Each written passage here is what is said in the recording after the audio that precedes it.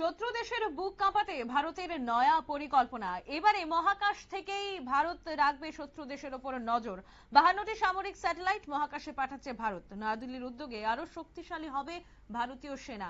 বিস্তারিত জানবো, টেলিফোন লাইনে যুক্ত হয়ে গেছেন আমাদের প্রতিনিধি সৌম্য মুখার্জি। সৌম্য, কি জানছো এই ব্যাপারে? দেখো, এটা জানা যাচ্ছে যে অপারেশন সিন্দুরের পর থেকেই পাকিস্তান এবং চীনের ওপর নজরদারি করার জন্য পরিকল্পনা নিচ্ছিল নয়াদিল্লি, এবং সেই পরিকল্পনা সফল হতে চলেছে বলেই জানা যাচ্ছে।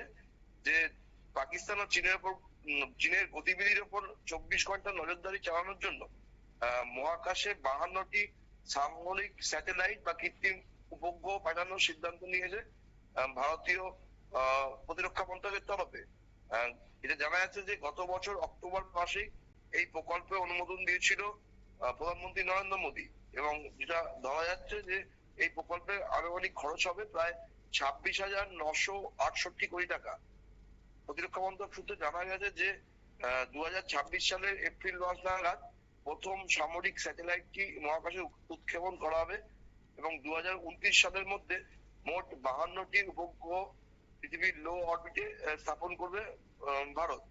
এই 52টি স্যাটেলাইটের মধ্যে 21টি তৈরি করবে ইসরো, এবং বাকি 31টি উপগ্রহ তৈরির বরাদ্দ দেওয়া হয়েছে 3টি বেসরকারি সংস্থাকে। এবং এই পুরো প্রকল্পের বাস্তবায়নের দায়িত্ব থাকছে প্রতিরক্ষা মহাকাশ সংস্থা।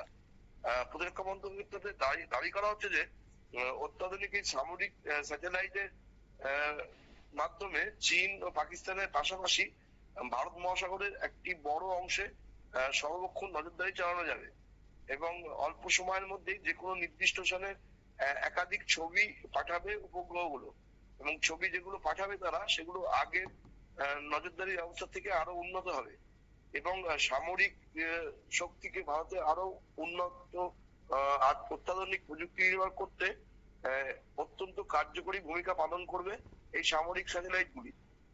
যেটা জানা যাচ্ছে যে 7 থেকে 10ই মে পাকিস্তানের বিরুদ্ধে ভারত যখন অপারেশন সিন্দুর চালাচ্ছিল, সেই সময় পাকিস্তানের সেনাবাহিনীর গতিবিধি ওপর নজরদারির জন্য কার্টোস্যাটের মতো দেশীয় উপগ্রহ ও বিদেশি বাণিজ্যিক উপগ্রহ ব্যবহার করেছিল ভারত। এবং এই সময়ে পাকিস্তানকে সাহায্যের জন্য চীনের স্যাটেলাইটের তরফ থেকে বিভিন্ন তথ্য পাকিস্তানকে দেওয়া হয়েছিল, এছাড়াও অস্ত্র দেওয়া হয়েছিল।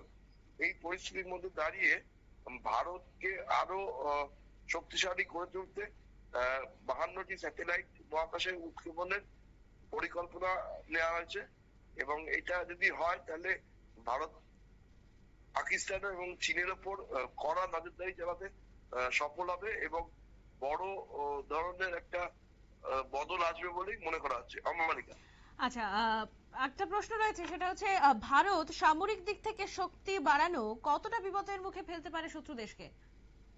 দেখো, যেভাবে আমরা গত কয়েক বছরের মধ্যে সামরিক সমরাস্ত্র তৈরিতে ভারতের ভূমিকা লক্ষ্য করেছি, এবং বিদেশের বিভিন্ন দেশে ভারত যেভাবে অস্ত্র উৎপাদন করে বিক্রি করছে, তাতে আগামী দিনে চীনের সাথে লড়াই করার জন্য ভারতের যা যা সামরিক সরঞ্জাম দরকার সবটাই ভারত মোটামুটি জোগাড় করে নিচ্ছে।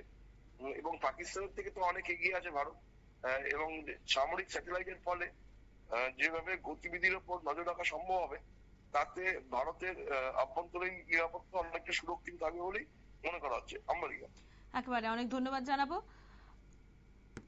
আপনারা শুনলেন 2029 সালের মধ্যে 52টি সামরিক স্যাটেলাইট মহাকাশে পাঠাতে চলেছে ভারত, এবং তার মধ্যে 21টি ইসরো তৈরি করবে, এবং বাকি 31টি 3টি বেসরকারি কোম্পানিকে দায়িত্ব দেওয়া হয়েছে, এবং বলা হচ্ছে এই প্রজেক্টটিতে মোট 26,968 টাকা কিন্তু খরচ হবে। এবারে নিয়ে নেব ছোট একটা বিজ্ঞাপন বিরতির, সঙ্গে থাকুন।